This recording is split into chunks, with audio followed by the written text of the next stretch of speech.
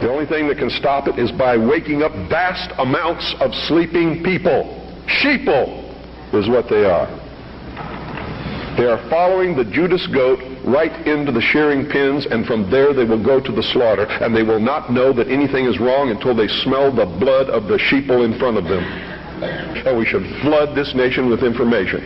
Not rumor, not opinion, not bullshit, documented fact. Everything you print must be documented. If it's not, eventually people will stop reading your newsletter or your newspaper, because all they have to do is check out a few things and find out it's not true, and you're finished. You must publish only documented fact, and you must stay away from printing articles from people who will not document as fact what they put in their articles.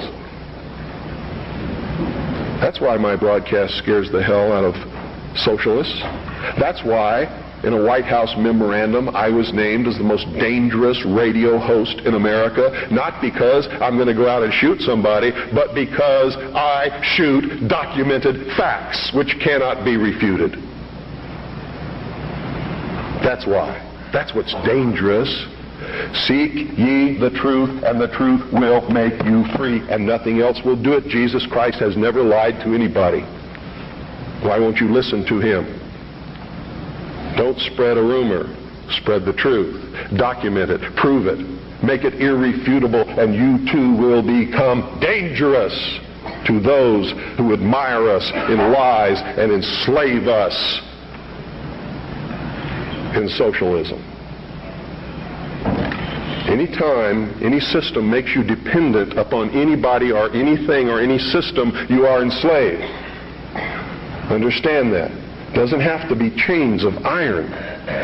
You don't have to be hanging up on a wall. You just have to be obligated. That's all it takes.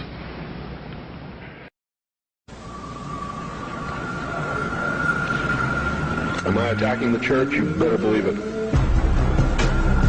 All churches, all organized religions that have existed since the beginning of the time. Am I attacking the religion of individuals? Never, not on your life. He wasn't trying to create a big church. He knew what happened to those things. And you're all wrong about that, man. When you say you shouldn't get angry, you shouldn't curse, you shouldn't do things that upset other people, because that's what Jesus spent his whole life doing. He threw the money changers out of the temple. Don't you think that made some people angry? Don't you think it was rude to walk up to somebody's place of business, smack them in the mouth, grab their table, and throw it out the door? What about the time he cursed the fig tree? You know, pious Christians sometimes make me very angry. They don't even know Christianity. They don't know the man they're following. He was a revolutionary. He was a dangerous man. And by God, so am I. And so should you be. You're operating from a place of ignorance. And until you change that, you're going to be bumbling around, bumping into each other, saying and doing the wrong things, not understanding the nature of your enemy. And if you don't understand the nature of your enemy and the weapons they use, you cannot fight that enemy. You can't fight the battle. You shouldn't even be on the battlefield. That's why you're losing the war.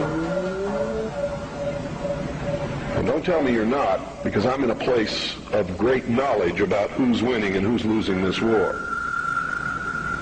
And I can assure you, you're losing the war. Doesn't mean it can't be turned around. But it'll never be turned around until you learn what you need to know. You don't even recognize half the weapons that they use against you.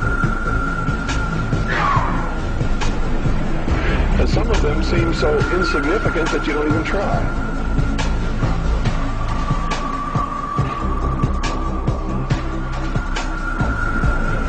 Every time any church gets control of government, the people suffer. has always happened. That's why our founding fathers established a country where that was not supposed to happen, where everybody was free to worship at the altar of their choice. And if you think they were all of one mind, you better think again.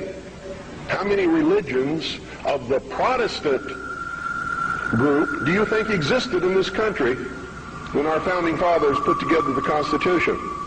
Over 1,500 different groups, all claiming they were right, teaching a different dogma, quoting Scripture to justify what they said, and everybody else was going to hell. So don't give me this Christian nation bullshit, because that's what it is.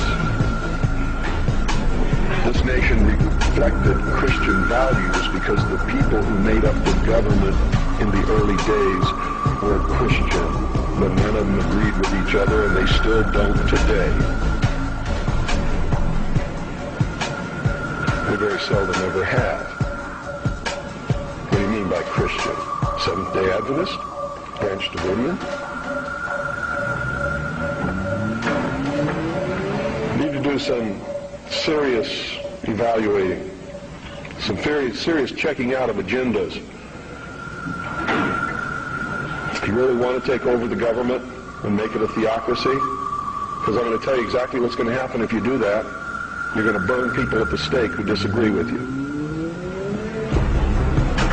And if that happens, I'm going to have to take up arms all over again. And so will many of you, because you're going to be persecuted. You see? Because whichever one controls the government, you're going to have to conform to that teaching, and if you don't believe in it, you're a heretic. Do you understand what I'm talking about? What is our common bond truly? Freedom. Freedom. Without freedom, you can't be a Christian no matter what denomination you belong to. It means you have to let other people be free, even if they disagree with you.